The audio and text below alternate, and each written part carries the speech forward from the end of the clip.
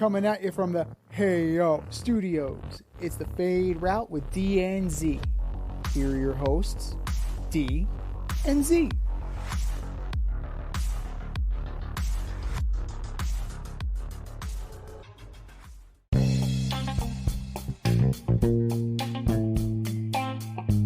Coming at you live from the Ayo Studio. Hey yo.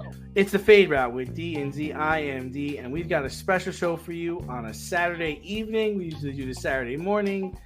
We usually do the Wednesday night, but this is a special. This is a special. We usually do a lot of things. We're breaking traditions here. It's Thanksgiving. It's Black Friday.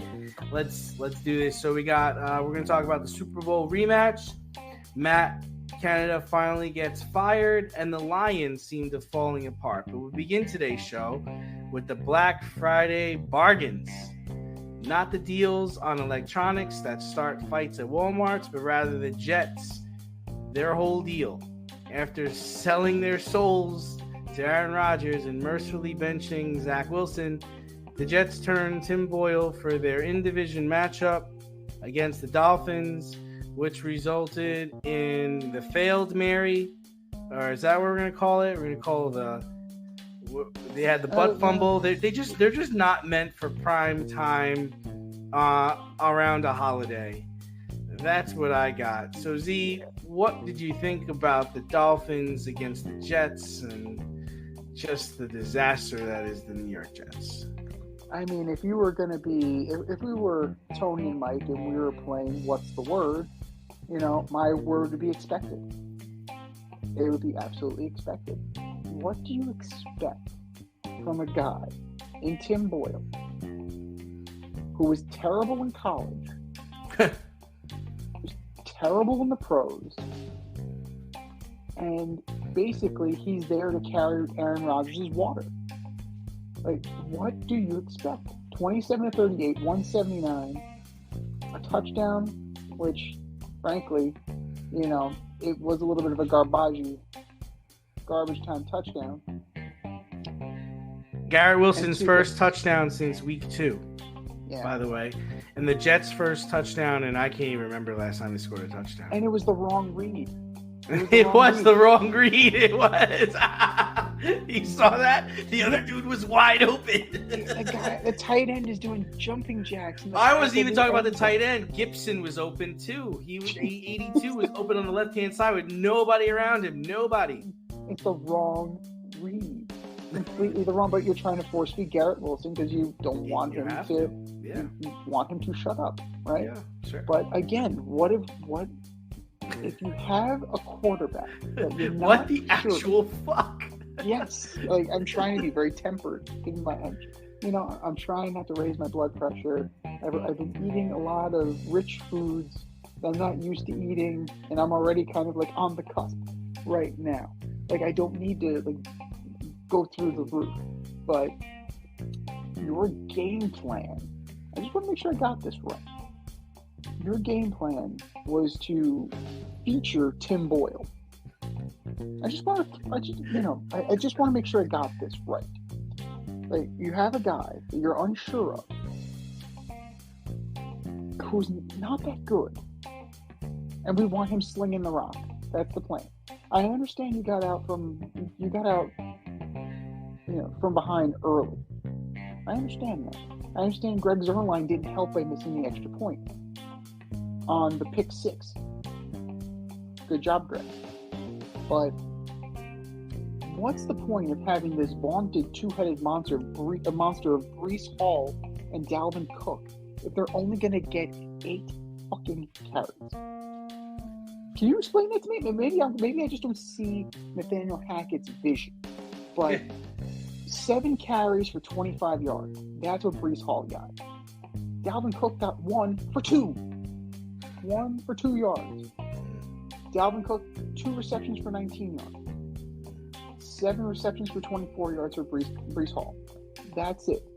That's your production out of the running game. They set this kid up to fail. This kid, whatever. He's a grown-ass man. But this game plan was flawed.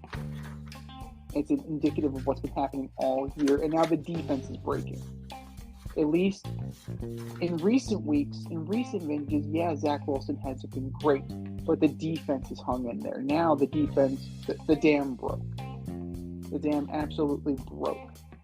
Well, I mean, yeah, I mean, there's a lot to uncover here. I mean, we've been talking about it for weeks now. Why is Zach Wilson getting benched now? Mm-hmm. And why is he demoted to 2? Why is he demoted to 3? He's not even the number 2 quarterback. He's the number 3 quarterback. So has Zach Wilson thrown his last pass as a New York Jet? He has to, right? Unless both of these guys get injured. But why now? Why wait until Black Friday, first Black Friday game in history, division opponent? Why now? I'm fine with it, but why now? That's my only question. And why is it Tim Boyle? From what I understand, Tim Boyle's only here because he knows this offense. But if you look from week to week, I mean, regardless if Tim Boyle's the quarterback or Zach Wilson's the quarterback, the numbers haven't changed. Against the Bills, 150. It was 92 yards passing. Against the Dolphins, it was 159. It was 130 yards passing. Well, let's also take into account that the friggin' offensive line was Swiss cheese. Tim Boyle got sacked 7 times. But how could we really believe that Aaron Rodgers is going to come back when this line is just terrible? But this is the thing. This is exactly what you got sold on. This is what you got snowed on. If you're Joe, Woody, and Robert, right? You got snowed by Aaron Rodgers that, it's the system. It's not the system. How many times do you need to see it with different quarterbacks for you to realize that it's the quarterback making the system, not the other way around? I think we saw it with Russ last year too. But see, I think it's all of it, right? It's all of it. It's not just that. Like look at McDaniel's offense on Friday yesterday. Yeah. Tua drops back, plants his back foot, delivers the football. Yeah. Delivers it with confidence to an open receiver. That never happens in this Hackett system. Now, whether it's the guy isn't open, there's an offensive holding, there's the wrong read, there is I'm scared to get hit, the line there's something wrong, right? And that's the problem. It's Allen Lazard was a healthy scratch yesterday. This was the big wide receiver they signed in the offseason, and he's a healthy scratch. Randall Cobb doesn't play. It's across the board. It's not just one thing. Robert Saleh, if I'm not mistaken, is like 15-30 as a head coach now. We got people like Matt Canada getting fired. We've got people like Jack Del Rio getting fired. Then you got LaFleur over in Green Bay beating the Detroit Lions. He's trying to keep his job. Oh, we'll get to that. I don't get it, man. I mean, how is this week after week they're just trotting this garbage out there? And now when Robert Saleh was asked about the draft and asked about Zach Wilson, his response was, I told Joe how I felt about the draft and the quarterback position. What?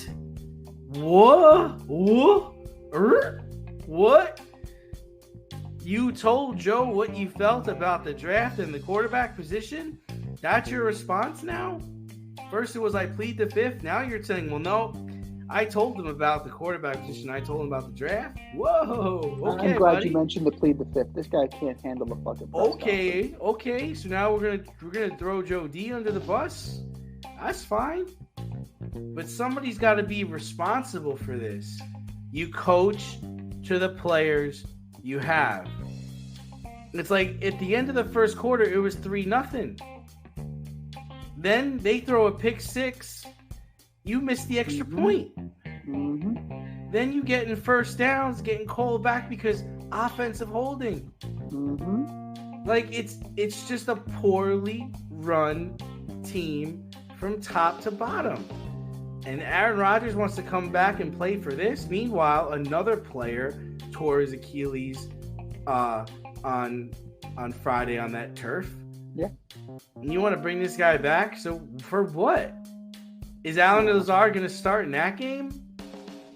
Like, I don't get it. I don't really get it. You hit the nail right on the head. Who's running this thing? Who's running this thing? Who hired this crew, as Kermit the Frog would say? Or who's making these decisions? I will tell you. Number 8. Yeah, must be. Because if he's not, everybody would have lost their job by now. Yeah. It is the worst third down offense in the history of the National Football League. The last game, not the game against the Dolphins, the week before, if my stats were right, I believe they were 1 for 12 on third downs. Idiots. They can't convert a third down. They're out there running screens. They're running screens on third and long when they haven't even tried to run the football yet. What are they respecting? Then, wait, you pick off Tua before the end of the half. You throw a Hail Mary from your own 40, and that gets returned 99 yards for a touchdown. Shit, just go home at halftime. Are you kidding me? Are you kidding me? That looked like the Deshaun Jackson play. If you recall, when the Giants ill-conceivably punted to Deshaun Jackson, and he just carved them up. Oh yeah, I remember that. Yeah, I remember that. That's the thing. This Hail Mary looked like a punt return. And the worst part was like a punt. Garrett Wilson is the guy who's chasing down the cornerback all the way to the other end zone. Where the fuck is everybody else? People are making business decisions. Where is everybody else, man? Listen, it just gets worse and worse. And it's just like, so what? You're going to bring Aaron Rodgers back in 2 weeks so he can tear his ACL and then be done for his career? Then what? It makes absolutely But I think we Zach Wilson's definitely not coming back next year, right? That's not possible. There'll be a new backup quarterback, right? Gotta be. Whatever. But anyway. But look at this. I just want to point out at the end of the game in victory formation, who was the guy that took the knee? Oh, was it White? Mike effing White. That's awesome. I was actually hoping he was gonna get in the game in like the third. Like once they were up, I think they were up. I want to say like 27-13, I believe. And I was like, all right, it's time to bring in Mike White. Like get everybody out and bring in Mike White. Like, and that's the other thing. Gardner getting blown by. like where are you? Reed getting cut up by Hill. Mm-hmm. Well, here you go. They got gashed. They got gashed on the ground, man. Miami had over 150 yards rushing. Like, you're not stopping anybody. You're not scoring. You literally, all you could do at the end of the game was like, man, like you're looking at the stat sheet. We didn't do anything good. When I got in today, I pulled my car into the perfect parking spot. It's literally the only thing any player could say about that game. It's like, yeah, I parked my car pretty good when I got here. But there's nothing else you could take pride in that game on Friday. 17 receptions, 216 yards. Waddle and Hill. That's all you need to know. Yeah. Tua threw for 243 yards. Yeah. Torched.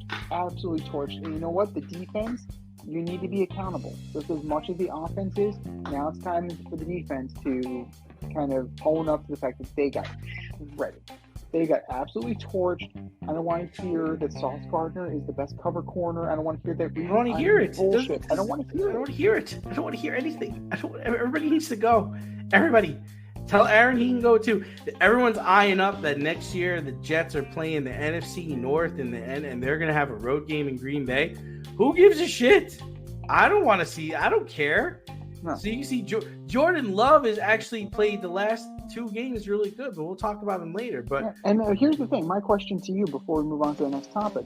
Yeah. Everybody's like on the job of Ben Johnson, the offensive coordinator of the Lions. If I'm the Jets and I'm cleaning house, I want a veteran coach. Like, you tried, but it has not worked. They don't do that, man. They don't. I mean, they brought in Adam Gates. That was a veteran coach. Bowles. No, he's not. No, Z. No, he's Bowles. not. Oh, he's a veteran coach. Oh, because he coached the Dolphins for 2 years. Exactly. Oh, so okay.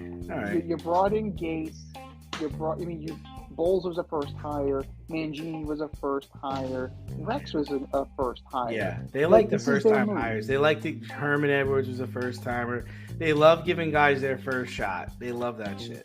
Here's the problem, though. Like, if you're truly in this win now mode, like people claim you are, you need a real competent head coach. They fired Hackett, they brought in Peyton, and you automatically see. Yeah. Like, it started out rocky. Yeah, but but they've got it. Actually improving. Yeah, and they got rid of all their trash. They got rid of their trash players like Gregory and Clark. They're like, yo, we don't need you. We got young guys here that want to play. Get out. And they're playing better defense. They're playing better football. And Russ is actually having a good year, like a good season. His numbers are good. And they're getting quality wins. And look, the Jets could have hired Mike McCarthy, and they decided to punt on him. And he's got Dallas. He's calling the plays now in Dallas, and he has them playing very good. They get what they deserve. I don't feel bad for the Jets. I don't. Woody just cheaps out like the worst. I don't know. I don't know if it's Woody. I don't know what it is. You know, it's just they just have a loser mentality. That's the only way I can cut it. It's the only thing I can think of. There's no reason why this guy should still have a job. No, I mean, you're 15 and 30, bro. You're failing.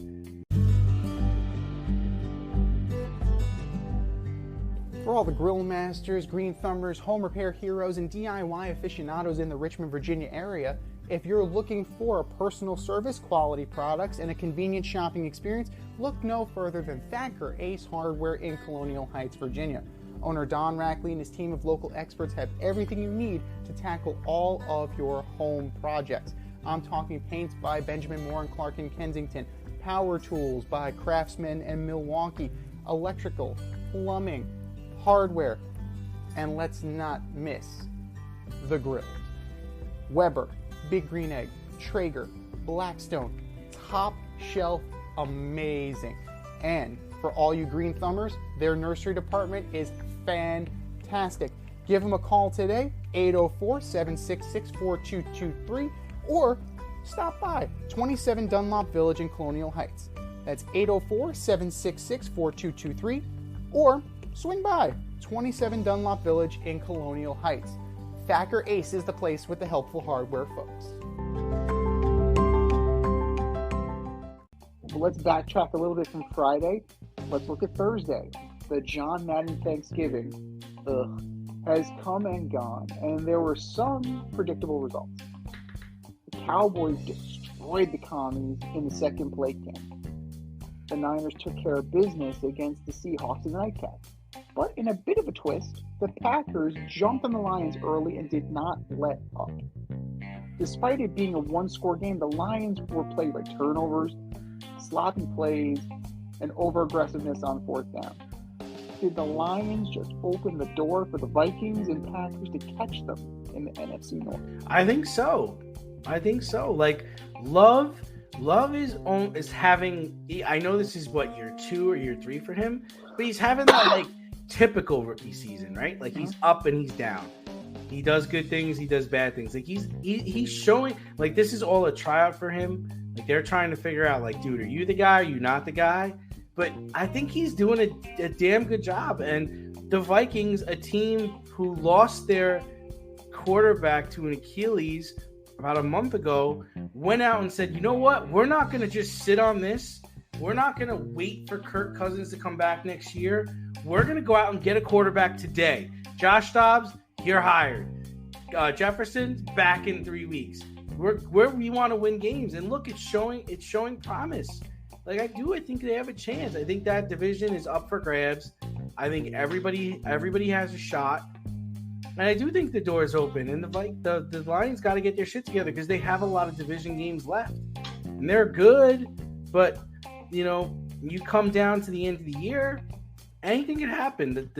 I know Chicago's not playing is not winning games, but they were playing well. They played tough. They played tough this weekend. So yeah, I think the door is open. Anything can happen in the North. It's something that needs to be addressed because Jared Goff, while he had a great game passing, if you look at the numbers, right, the numbers look great. The fumbles, that's a problem. Yeah. He not only fumbled 3 times, but he lost them all. So you got to hold on to the ball if you're Jared Goff. You have to protect him if you're the offensive line. The defense cannot get shredded like they did. Like, this is a blueprint on how to beat the Lions. And Dan Campbell, 0 for 5 on 4th down. Stop going for it every fucking time. This is the Brandon Staley playbook, right? Like, come on now. Like, there's aggressive and there's stupid. You don't need to go for it on 4th down 5 fucking times. And you converted none. Absolutely none. So there's aggressive and there's stupid. And I think sometimes they veer into the stupid territory. But, I mean, the Lions are the most complete team in that division. But the Packers had a hell of a game. You know, Jordan Love came in, did what he needed to do. 22 of 32, 268, 3 touches. Good. They didn't have Aaron Jones. So A.J. Dillon, 14 for 43. Not the best rushing performance, but, you know, Jordan Love was there to kind of bolster, kind of buoy that. And they got some from others. You know, some performances from like Jaden Reed and Patrick Taylor. They got chipped. They got some chipping. Christian Watson, okay, on to something. 5 for 94 and a touchdown. 5 receptions on 7 targets. That's pretty good. You know, while Alan Lazard is not playing, you're going to have Christian Wilson kind of come in and step in and do what he needs to do. The other guys are going to need to pick it up. You know, because nobody's really like shining right now. Watson is definitely like had a great game, and then everybody else had a not so great. And they also lost their running back. I mean, yeah. What's his face wasn't able to. Aaron Jones wasn't able to play. He's not. Exactly. And they're hanging in there. They're fighting. Shocking. And Love's line looked good from the game. Yeah, he looked good. He looked good. Absolutely, it did look good. Then you had, you know, the critical fumble return for the touchdown by Jonathan Owens. That was bad.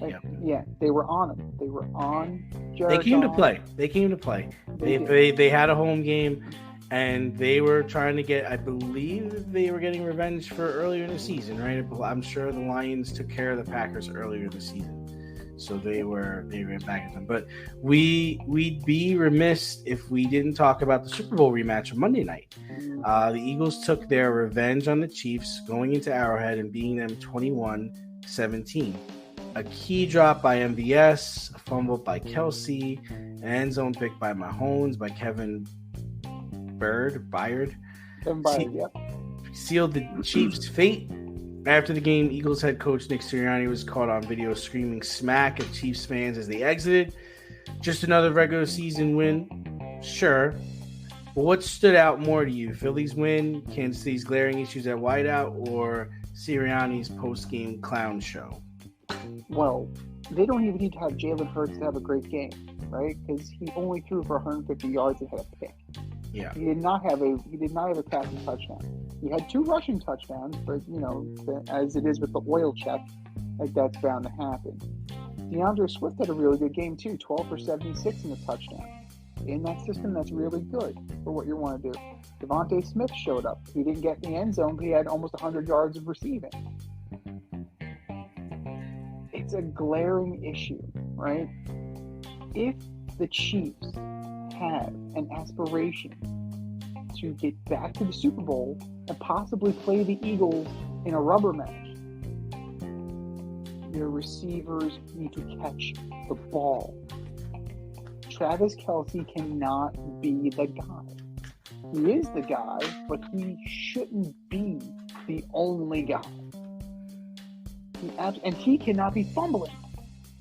ball security is now an issue. Because I think it's a couple weeks now that he has had a key turnover. When your leading receiver is Justin Watson, you have a problem. 5 for 53 and a touchdown on 11 targets. So 11 targets. He got far and away the most targets. Rice, 4 for 42. Hardman, big acquisition from the Jets, 2 for 12. Kadarius Toney's hurt. Shocker. Here's my shock face that Kadarius Toney's hurt. Sky Moore, where were you? 2 targets, 1 catch. MVS, the goose egg. 3 targets, no catches, no yards. That was in his hands. He should have caught that. If you get your hand on it, Randy Moss once said, you get your hand on it, you catch it. And if you don't catch it, that's on you. And I don't see how Patrick Mahomes could have thrown that ball any better with what he was dealing with. So the Eagles are a valiant team. They are exactly what they need to be. They came from behind and they took it from the Chiefs. And the Chiefs have a major issue with their offense now. It's official. They really have an issue with their offense. But just Sirianni's a fucking clown. I'm sorry. Coach Screech he's a fucking clown. He's a sideshow. Your team is good enough without you pulling the bullshit. Why are you yelling at fans? Why do you have such thin skin? And why do you have such rabbit ears? This shows me that he's the kind of guy, like that kind of mentality doesn't win. He's not a winner. He's only going to go as far as his players take him. Like, that is absolutely asinine behavior from the guy who's supposed to be running the on-field for a team. And yeah, I mean, mindset and all that, attitude, the players will pick up on that. But you look like a clown, and everybody's now going to gear up a little bit more just to watch you lose and watch you cry like you cried in the Super Bowl. So you got to dial it back a little bit. I understand you want to win and all competitive nature and all that. Dial that shit back, because it's only going to bite you in the ass. Yeah, I mean, here's the deal. The way I feel about the games, like MVS is MVS, man. I mean, he was dropping passes when Aaron Rodgers was throwing him the ball. Like, it's no surprise that this is who he is. The Chiefs made a decision that they were going to move forward without Tyreek Hill. I actually like Rashid Rice. I think he should get more opportunities. It's just that I don't think he's as fast as MVS, which is why they don't send him deep. He's more of a possession receiver. Really pretty much what Juju Smith-Schuster was doing last year. But they missed Juju. Yeah, but if you look at the numbers, I mean, to me, my opinion is that there were adjustments made at halftime on both sides, and the adjustments made on the Eagles side were better because the Chiefs were shut out in the second half. Eagles scored 2 touchdowns in the second half, and that's really the difference in the game. Because if you look at all the other stats, the Chiefs beat them in everything. They beat them in total yards. They beat them in passing yards. They beat them in rushing yards. They beat them in yards per play. They beat them in first downs. They beat them in third down efficiency. They beat them in fourth down efficiency. They beat them in total plays. They only allowed 1 sack. They punted less. They had less penalty yards. So, the Chiefs did everything they could to win the game. It's just that, in my opinion, the halftime adjustments were made. I'm not really a big Matt Nagy fan, so I'm going to stick it on him and say he didn't make any adjustments at halftime. Yeah, Travis fumbled and, MVS dropped a touchdown, but those are 2 plays. There were other plays that were missed. There were other opportunities that were out there that were not cashed in on. And I don't really think the Eagles played a great game, but the Eagles are a complete team, right? I think we could both agree to that, where they don't have guys that are going to drop the ball. They don't have guys that are going to fumble. And they've got a defense that plays 4 quarters. And I know you don't like Sirianni, and yeah, he probably is a joke, but he's coaching a fine-tuned machine right now. Roseman put together a very good team for him, and he's not fucking it up. They would have had the same success if they kept Doug Peterson. I can argue that, and I would say that with a degree of certainty in my mind. That if they kept Doug Peterson, they would still have the same result. I don't know if Doug could coach to Jalen Hurts' strengths. I'm not so certain that offense would be just as good under Peterson. That's the only thing I'm thinking. Because I see him struggle with the Jaguars, and the Jaguars are super talented, and they shouldn't be struggling with Trevor Lawrence. I mean, it's pretty bad over there in Jacksonville right now. So I don't know about that. Because I would argue that Trevor Lawrence is a better passer than Jalen Hurts, and we don't really talk about Trevor Lawrence at all, ever. No, we don't. But who was that Eagles offense made for when they went to the Super Bowl? It was made for Carson Wentz. And Carson Wentz, at that time, is closer to Jalen Hurts than he is to... You talking about when they won the Super Bowl? I'm talking about when they won it. Before. Okay, yeah. Okay. And Carson Wentz was in the fucking MVP discussion. Now the dude's like a third stringer. Yeah, I would argue that Carson Wentz had a better second year than Jalen Hurts. I would. Which is fair. It's absolutely fair. I could argue that he was a better player before he got hurt. He really was. He was a remarkable player before he got hurt. It is. That injury, drop off is huge. That injury changed his life for forever.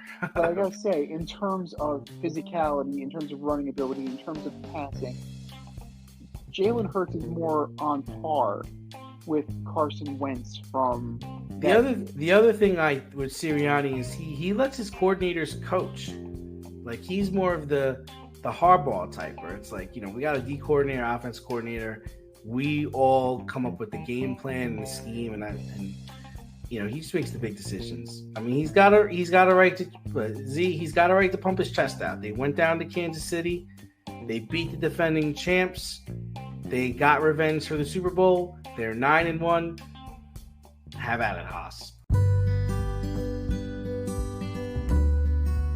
Avoid messy accidents. Get better stopping power with your brake pads. Callahan brake pads. You never know when you'll be driving in the road and there will be a truck tire that you need to avoid and save your family. Callahan Auto. We really care about what's under your hood. And last, but certainly not least, there was a major and long overdue coaching change in Pittsburgh. After seemingly endless fan protests, player frustrations, and kicker callouts, the Steelers finally fired offensive coordinator Matt Canada after their 13-10 loss to the Cleveland Browns on Sunday. The offense has struggled mightily all season, barely moving the ball on the ground or in the air and posting negative point differential. The defense has been stellar all season, but it's fair to wonder if they're starting to show signs of wear. Despite the struggles, the Steelers hold a playoff spot. Will replacing Canada be the needed spark, or is this just a flawed group that's just not good enough? And now you hear the Minka Fitzpatrick, Deontay Johnson fight. Yeah. So there's a lot of there are a lot of personalities in that locker room that Coach Tomlin needs to deal with. But I think that the straw that broke the camel's back was Matt Canada screaming at Kenny Pickett for audibling out of a play that ultimately resulted in a touchdown. So Kenny Pickett audibling at the line of scrimmage made Matt Canada so furious. And you coach players in order to do that, if they make a read, and if they see something, you check out of the play that's going to result in a negative. Like, that's what coaching is. In that moment, that shows you all you need to know about Matt Canada. He's here for his offense. Don't be making any changes, but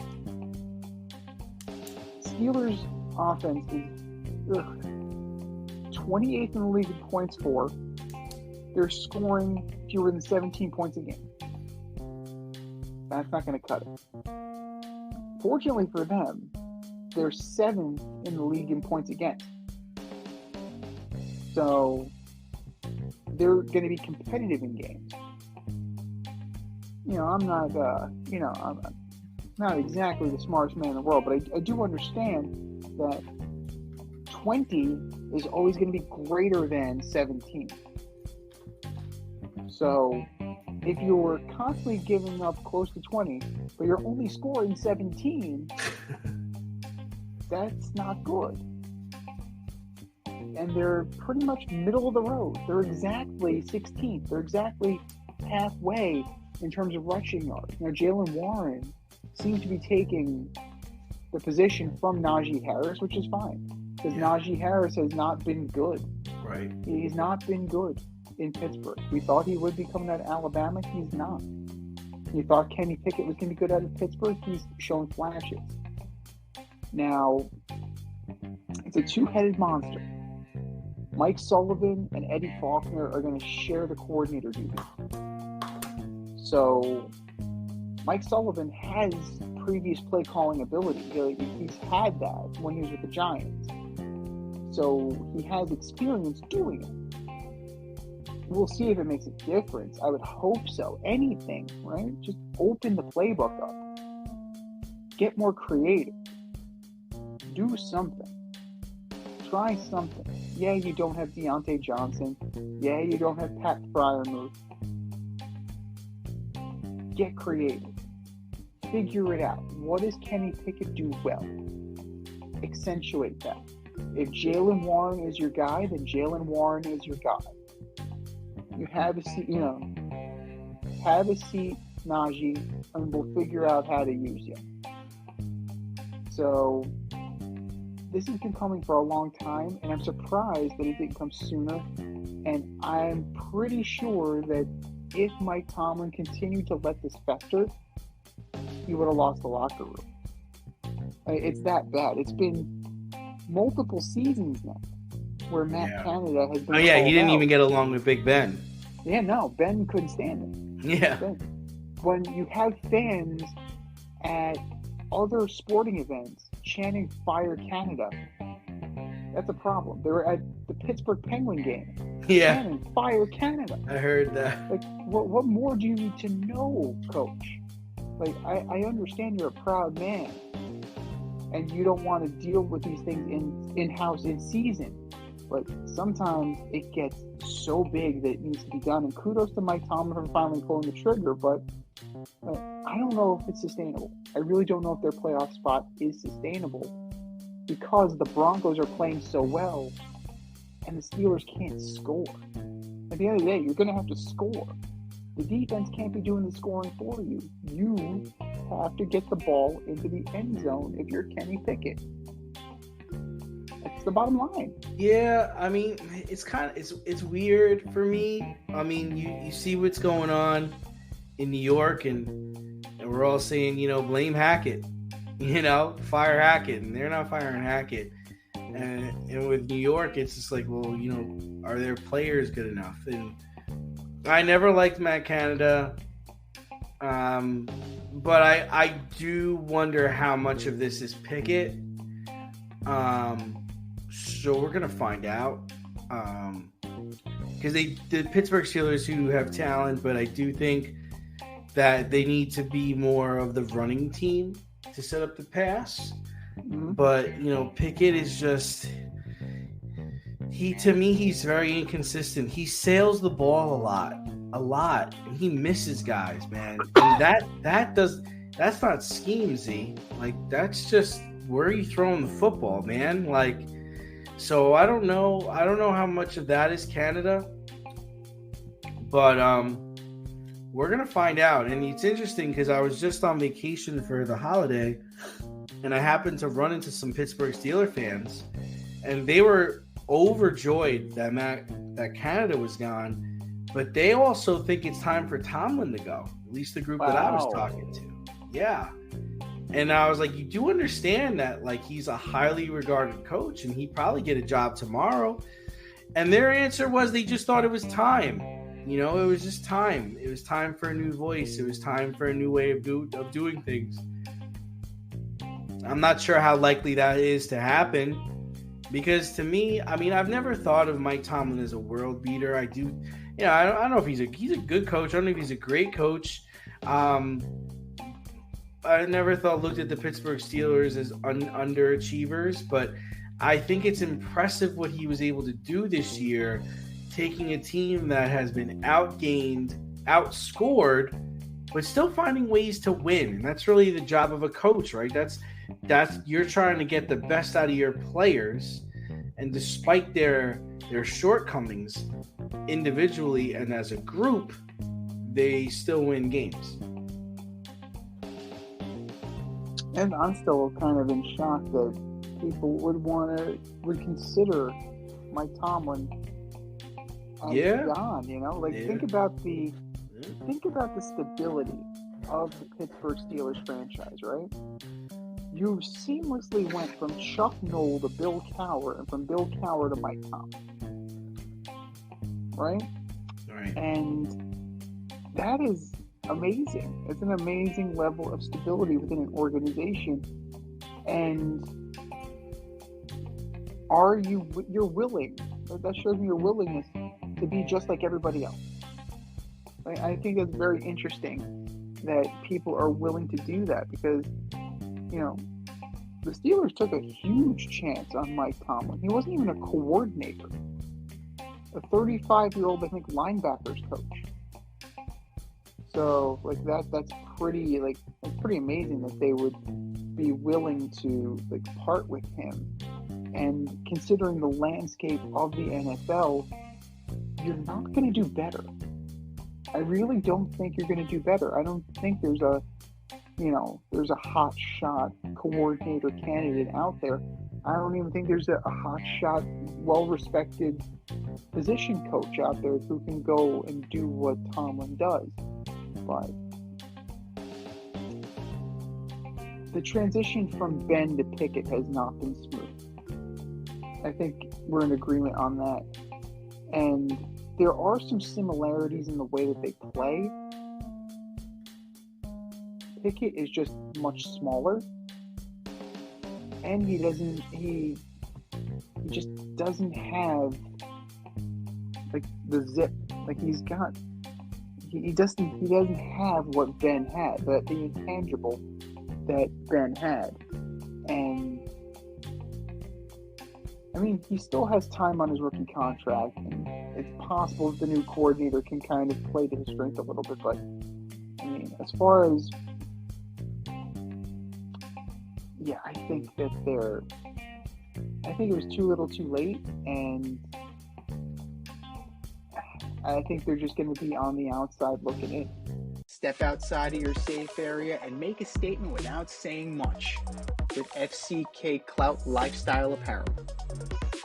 Embrace the colorful chaos and stay emotionally regulated in their hoodies, snapbacks, graphic tees, accessories, and more. Season 3 merch is up now. Get it while you can. Go to fckclout.com and get all of your needs from men and women. That's fckclout.com.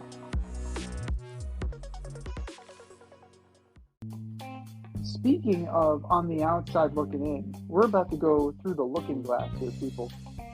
Over to the hardwood. As fan behavior is once again under scrutiny, this time by a coach. Gregg Popovich took the Spurs fans to task regarding their booing of former player and champion Kawhi Leonard. Popovich went as far as getting on the house mic and chastising the fans, saying it's not classy and they're better than that. So this incident and Pop's general demeanor, particularly towards the media, has caused a backlash and called into question the fans' right to boo an opposing player that requested to leave a team, and that request was subsequently granted. So does Pop have a right to tell fans how to behave? No, not at all. Especially for how much people pay for tickets these days. I don't really see how you could do that. So, I get where fans are coming from. Like, Kawhi Leonard was supposed to be the future of the San Antonio Spurs, and he got hurt. He requested out. He went to Toronto, won a championship. Now he's in LA. It's okay for fans to be upset with him over that, and they'd be upset with the way the organization treated him, and be upset for how everything happened, and because the Spurs have been trash ever since he left. Yeah, they've just landed Wemby, but that's going to be a project, and I get what Pop's saying, but I mean, Kawhi Leonard is not Derek. Well, I don't want to compare him to Derek Jeter, but he's not Tom Brady. He's not Michael Jordan. He's not Shaq. Like, he's gonna get booed. Now, a place he won't get booed is Toronto. He won't get booed in Toronto. But there's a certain expectation for players that play in San Antonio. The Tim Duncans, the Tony Parkers, the Manu Ginobilis, and the way he exited there, they're allowed to be upset. I think it's definitely the wanting out. That's a big factor for me. Right? I'm in agreement with you. He did not leave via free agency. Right? It became very, very readily apparent that he did not want to be there anymore. He facilitated his way out. He hardened his way out of there. Yeah. The only difference between him and James Harden is that James Harden had one shit. Kawhi Leonard actually delivered on the promise, and he did the thing. But, fans pay their hard-earned money, and they have the right to express their dissatisfaction with their team. They absolutely have that right. If they were throwing things on the court, if they were chanting racial epithets, if they were doing anything of that nature, I would be 100% with Coach Popovich. Or throwing things on the court, yeah. Yeah, something like, if they were going that far, absolutely. I can't have that. Be classy, be better than that. But to boo a guy that specifically requested to leave, I'm sorry, that's completely fair. Right? That is absolutely completely fair. And for Gregg Popovich to dictate that behavior or try to dictate how fans should comport themselves is just another level of control. Because he also tries to tell the media how to ask questions, what topics to cover. This is, this is on par. This is absolutely on par. And Kawhi Leonard's a professional. He can handle it. He can compartmentalize if he's being booed. Hell, Kawhi Leonard may get extra fuel from the fire. Right? He seems to be that kind of guy. Well, that's what Pop was saying. It's he felt that their booing was going to fuel him. He felt like he knew how Kawhi operated, and he didn't want Kawhi to feed off of that. Play better. That's it. You guys are 3-13. Fucking coach better. Fucking play better. That's it, and that's all. Because now, what are we talking about? Are we talking about Kawhi as a player? No, we're talking about you chastising the fans and telling the fans what to do, it's just ridiculous. It's absolutely ridiculous. What could it have provided him a competitive advantage? Possibly. He also could have pulled his hamstring. He would have been out again. So, if ifs and buts were candies and nuts, right? So, you don't do it. It's a bad look. Because now you look like a friggin' control freak, which most professional coaches are. That's how they get to where they are. But you peel back the layer, and now people can see what you really are.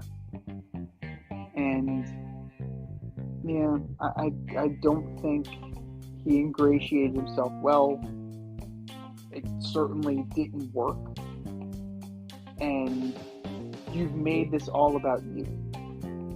I'm sure that wasn't, well, actually, I'm not that sure that it wasn't his intention. But, I mean, having it all on him definitely takes the sting out of the fact that they're 3-13 with the supposed generational talent. So, the Spurs will move on from this. The Spurs will get better from this. But Gregg Popovich, you were talking about poking the bear. Don't poke the media bear. Don't poke the fan bear at the end of the day. Because that usually turns out pretty bad. So take your own advice and don't poke the bear.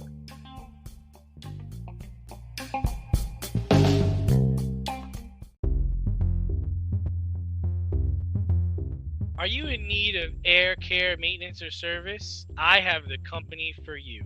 Air Care Technicians. They service the Westchester and Northern Bronx area and can help you with all your heating and cooling, maintenance, and service needs. Just give them a call at 914-315-1547. Again, that's 914-315-1547. Or shoot them an email at aircaretechnicians@gmail.com. These guys are the real deal as they are veteran-owned, licensed, and insured. Make sure to tell them that D&Z sent you.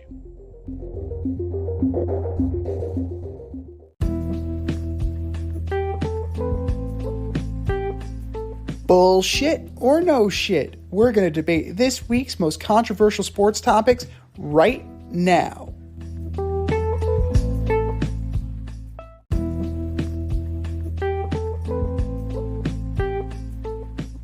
All right, boys and girls, we have a statement. It's either bullshit or no shit. And here we go.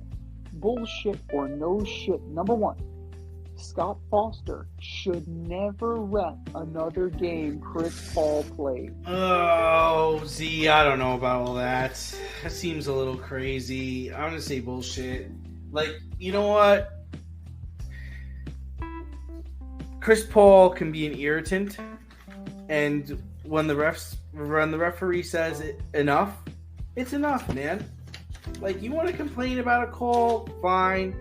Referee will go back and forth with you a little bit, maybe, but at some point, enough's enough.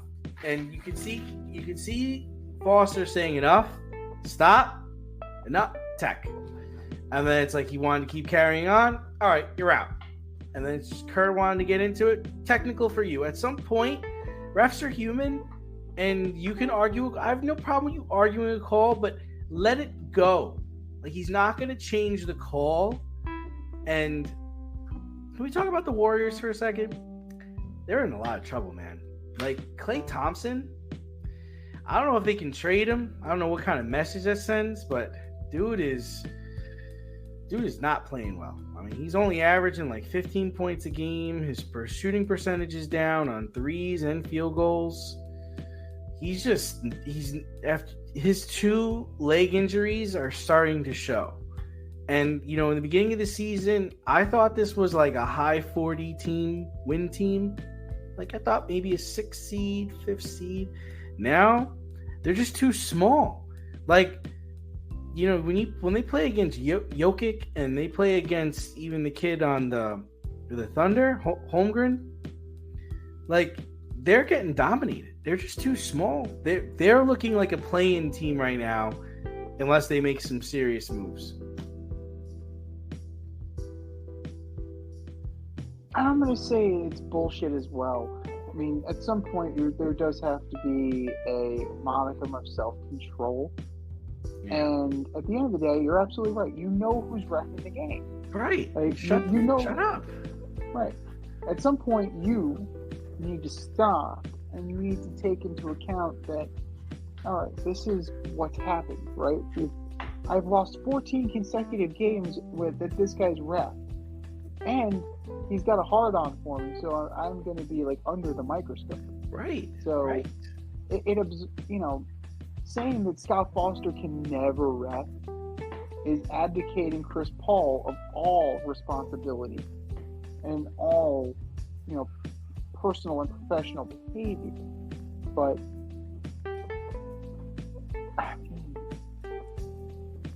the Warriors and the Clippers are the two most disappointing teams, particularly in that division. Right? Golden State's 8-9. The Clippers are 6-8. They're digging out. They're digging out after the whole James Harden trade. Good for them. Remember, they were 3-1. Good for them. Good for them. They were 3-1 when they made that trade. Remember that. But they're only, the Warriors are averaging 27.9 assists per game, 46 rebounds per game. You need to be more physical, right? Now, physical for them, that's the problem, right? Because the physical for them is Draymond.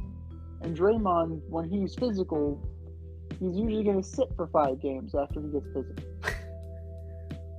So, Jonathan Kuminga has not come along how they thought. Kayvon Looney is not where he needs to be. They're probably going to have to go for a big. I don't know how that's going to work. I mean, Dario Saric is also on this team, but he's not that great either. So, I don't know if it's Clay that gets moved or I don't know who's going to fetch you that big that you need in order to get on the glass and stick with these other teams that have talented bigs. Like, Jokic is going to just eat them alive otherwise. Yeah. But, I really... Yeah, I don't see where the move is. I mean, to me, it's either Klay Thompson or Andrew Wiggins. It's like one of the two. Like, somebody's going to have to go to move. And I don't know... What's going on with Wiggins, too, man? He's just not himself. I don't know what's going on over there. Or maybe this is what Wiggins always was, man. Yeah. Like, maybe the past couple seasons have been the outlier. I don't know that. But one or the other is going to have to move. They're going to have to bring in somebody who's a more physical defensive force. And I think that, that's definitely going to be a factor in their climb out of the doldrums here. But Chris Paul, leave Scott Foster alone. Just stay out. Just hello, Mr. Foster. How are you? How's the wife and kids? Just be cordial and just play your game. And don't punch anybody in the nuts when he is there. Sounds like a good idea. Sounds like a fantastic win-win situation for everybody. Bullshit or no shit number 2. Mike Trout will be traded before Juan Soto. Bullshit. And the only reason why is because Juan Soto is going to get traded before the season starts, and Mike Trout is going to go to the Phillies right after the All-Star break. I'm going to say barely bullshit. It's going to be close because you're going to have to do a lot of finagling. You're going to do a lot of negotiating with Perry Manasseh. Mike Trout makes a shit ton of money. He gets hurt an awful lot. And if I am a rival GM, right? If I'm a GM that's going to take on this salary and take on this player, I'm not giving you my top prospects. I'm not doing that. For what? The supposed best player in baseball who barely plays, 40 games a year, 50 games a year? If I'm only going to get a guy who's going to play 50 games a year, I'll go trade for Giancarlo Stanton. I won't have to give up the prospect haul. It's going to take a little bit more wrangling. I think more players are going to have to be moved. I know there was a rumor, like a kicked around deal, where Castellanos would go from Philly to the Angels. I like that. I actually like that. But I think it's going to take a little bit more work than a Juan Soto trade. Soto, I mean, the Yankees line up well. Will they do the trick is the question. The Yankees line up very well in terms of prospects. And they have the need because Jason Dominguez is hurt. So they're definitely going to need a guy. I mean, Cody Bellinger, you hear reports that the Yankees aren't as enamored with him as we thought they'd be, which I find very interesting. But they are both going to get traded. Absolutely. Both of these guys are going to be moved. It feels like a fait accompli that these guys are gone. I mean, Juan Soto definitely. But it's going to be... I think it's going to be winter meetings for Soto. I don't think it's going to be trade deadline. I think they're going to want to move Trout before the season starts. I think it'll probably be, twist my arm, probably early January. I think that could the earliest it could possibly be, because you want to get that settled out of the way so you can have him in spring training, have the whole circus. I think that's going to benefit everybody in the long run. And the longer it festers, also, the more time you're giving Trout to get hurt. Because that train is never, and The Rock means never, late.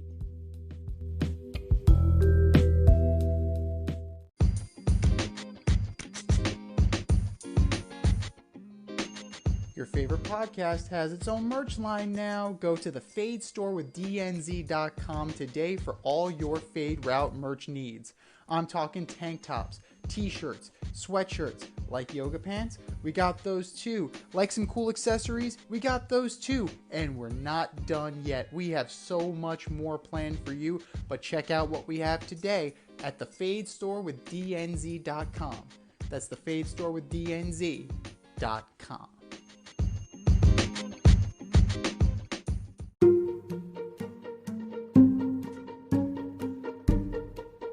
The Fade Store presents the Alleged Superstar of the Week Award.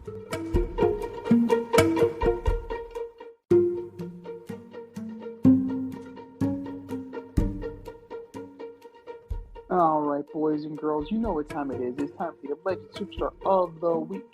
You know how it goes. We put up a poll on our X account at FadeRouteDNZ, and you vote, and you vote, and you vote, and you vote.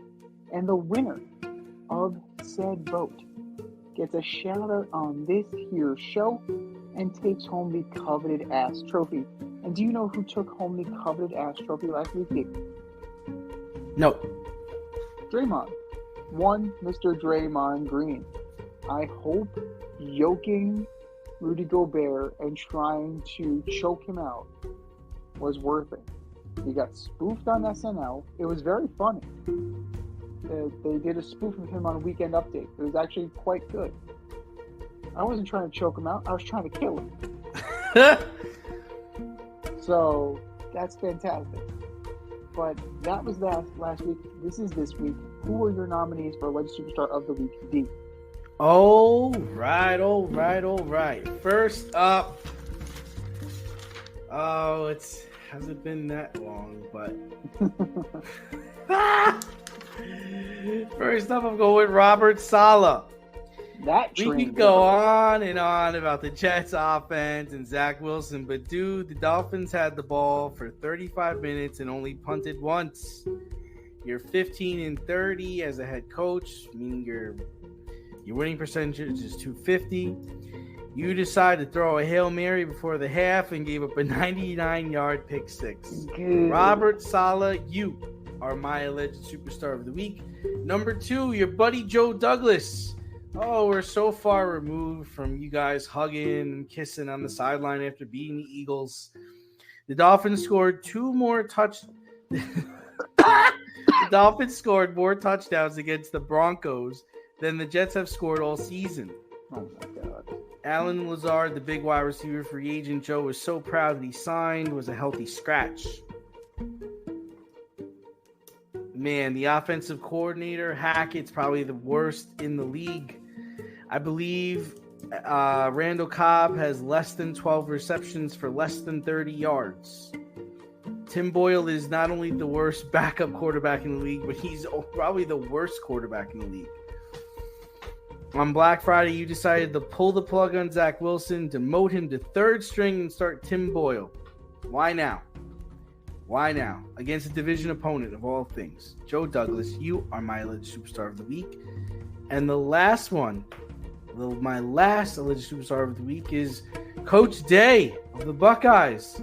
Congrats to you and the Big Ten for getting Jim Harbaugh off the sideline the last few weeks, especially against today's game against Michigan. Oh, you still lost. You lost to Michigan when they didn't even have their head coach. Mr. Day, Coach Day, you are my alleged superstar of the week. What do you got, Z? It sounds like he was having a bad day. So those are good. All great choices. Great choices. I'm going to start with Serginho Dest, Trinidad and Tobago,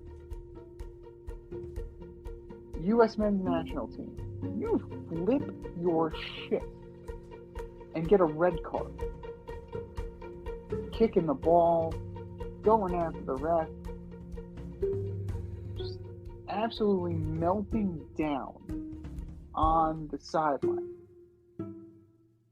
Complete and utter failure as a professional.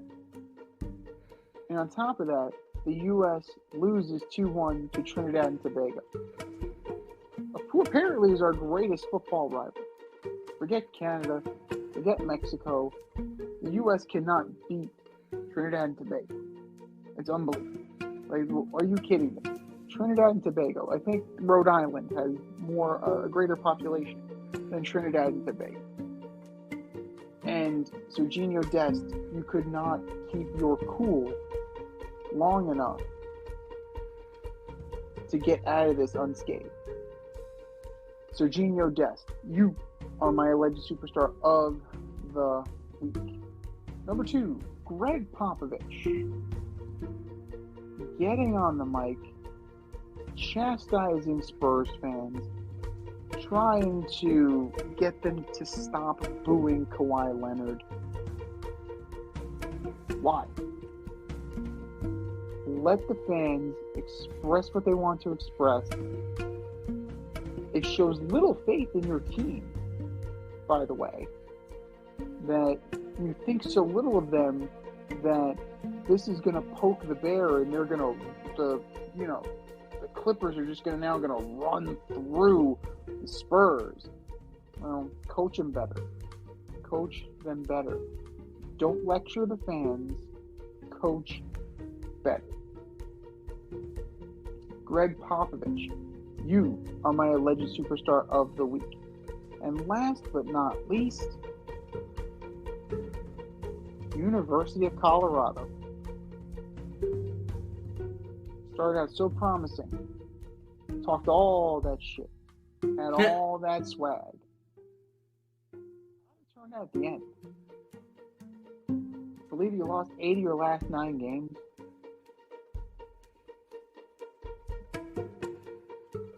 Even your most ardent of supporters, crickets, man. absolutely dead silent. This is year one. You should be proud of it. You won one game last year, right? You had a 400% improvement. Good. Absolutely. But this is where you should have been.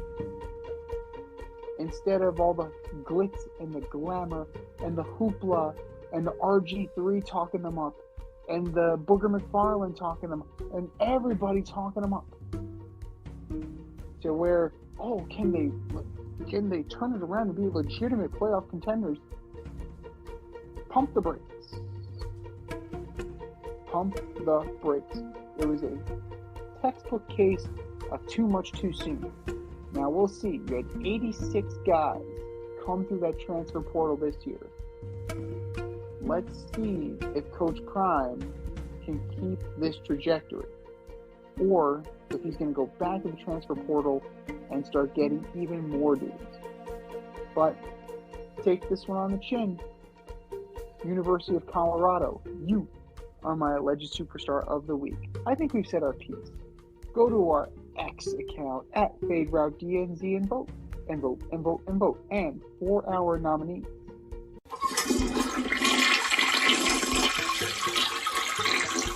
Just do better, boys. Just do better.